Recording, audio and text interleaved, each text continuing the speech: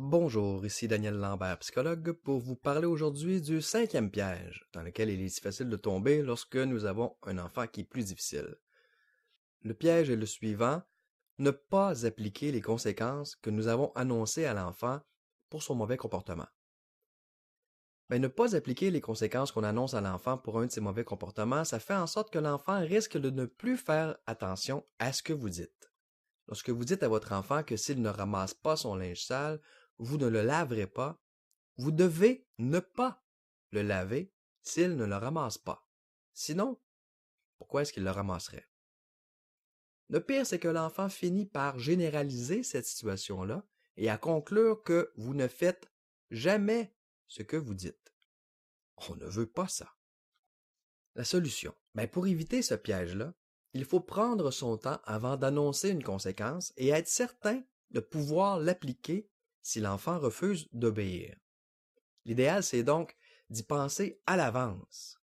Vous savez quelles sont les sources de conflit avec votre enfant. Alors, asseyez-vous et prenez le temps de penser à des conséquences logiques à donner s'il n'agit pas bien dans telle ou telle circonstance. Évidemment, assurez-vous que vous pourrez appliquer cette conséquence-là.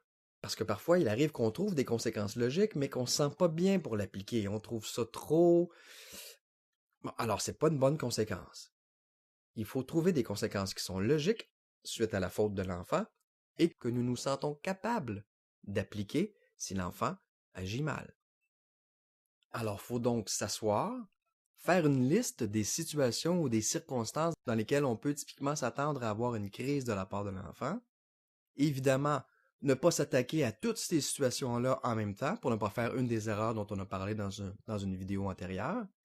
Donc, choisir nos batailles et prévoir à l'avance si l'enfant agit en faisant une crise dans cette situation-là ou si l'enfant refuse de faire ce qu'on lui demande dans cette situation-là, comment on va réagir? Quelle va être la conséquence logique de cette crise-là ou de ce refus-là?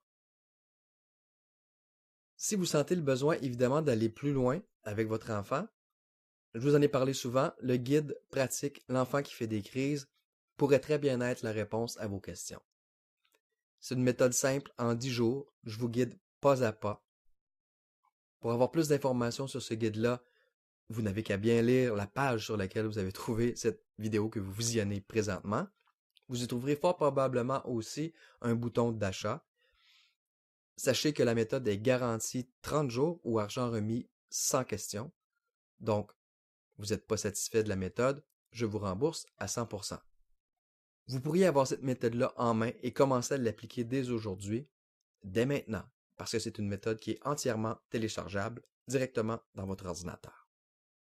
Alors ici Daniel Lambert, psychologue, qui vous dit au plaisir de pouvoir vous aider à retrouver une belle harmonie familiale.